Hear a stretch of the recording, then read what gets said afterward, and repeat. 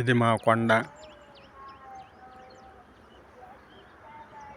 అయితే రోజు రోజుకి తరిగిపోతూ ఉన్నది. ఈ చెట్టు ఏమిటంటే నులిదడ చెట్టు అంటారు, గోపదాడ కంప అంటారు. దీని ఆకుని ఒకప్పుడు టీ లాగా వాడేవాళ్ళు మన భారతీయులు. అలానే దీని యొక్క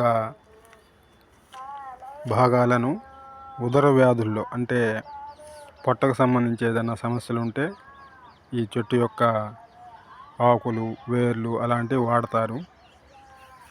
అయితే ఇక్కడ నేను ఒక చిన్న విషయం గమనించింది ఏంటంటే, ఈ చెట్టు మొలిచింది చాలా రోజులు అవుతుంది. అయితే దీన్ని ఏం చేసినాయంటే మేకల తాకిడి ఎక్కువ అనమాట. ఈ మేకలు దీన్ని కొమ్మలు ఇరుచుకొని తినేసినాయి. అయినా సరే తట్టుకొని ఇదిగో తన స్వధర్మమైన పువ్వులు పూయడం, ఎన్ని కష్టాల్లో ఉన్నా పువ్వులు మాత్రం పూసింది. ఇదిగో లెక్క అయితే మేకలు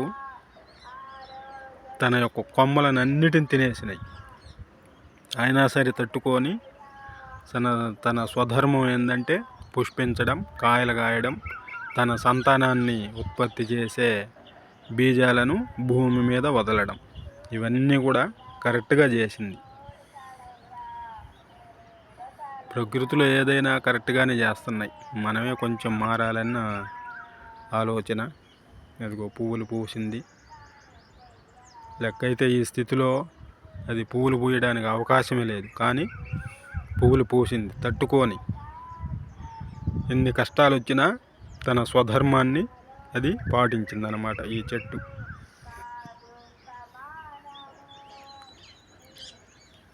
లెక్క అయితే ఈ చెట్టు నిండా పుష్కలంగా పువ్వులు పూయాల్సింది, కానీ మేకలు తినేయడం వల్ల ఇలా మిగిలిపోయి మోడులాగా ఇప్పుడే చిగురించి పువ్వులు పూసిందనమాట.